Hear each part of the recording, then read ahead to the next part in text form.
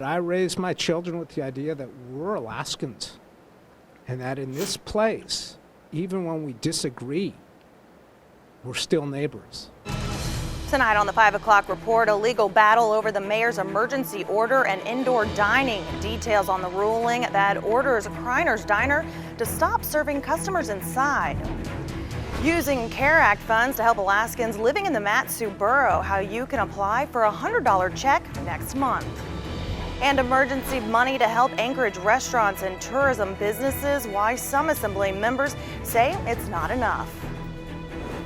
You're watching KTUU, Channel 2, Anchorage, Alaska's This is the United States of America.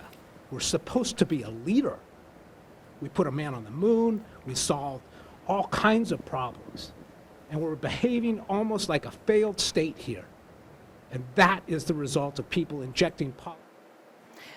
Today in a press conference, Anchorage Mayor Ethan Berkowitz speaks out about restaurants in Anchorage refusing to close their doors to dine-in services. Good evening. Major developments for the restaurant involved in the ongoing standoff with the municipality of Anchorage. As Channel 2's Hank Davis reports, this morning both parties met before a judge to argue their cases.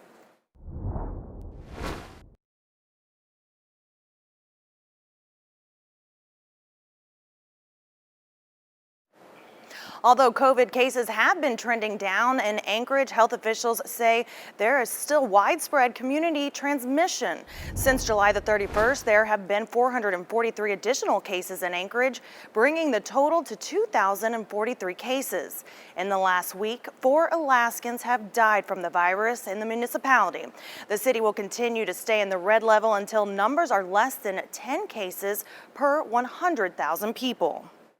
There is no joy in this decision. I'm hoping that with concerted effort, this community municipality was also able to clear the backlog of contact tracing cases with the help of the ComCare system on August the 5th.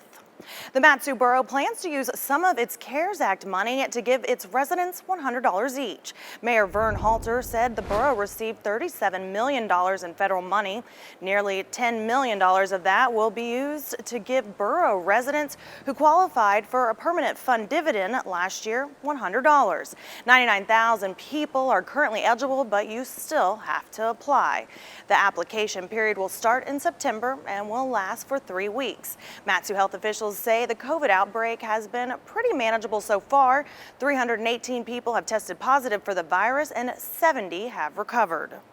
A lot of these are younger people, so we're not seeing an overwhelming surge of hospitalizations or death, at least at our. The borough also announced the CARES Act grant program application period for small businesses and nonprofits opens up on August the 10th.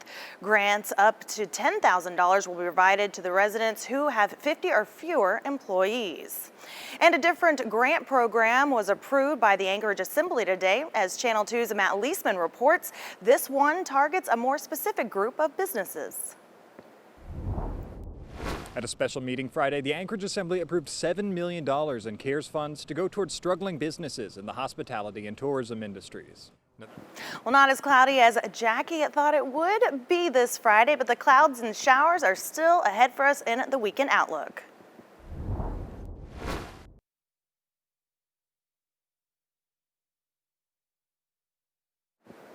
When we come back, the Mat-Su borough prepares for the upcoming school year. We hear from the new superintendent on his plans for students and taking a look at the closing numbers on Wall Street.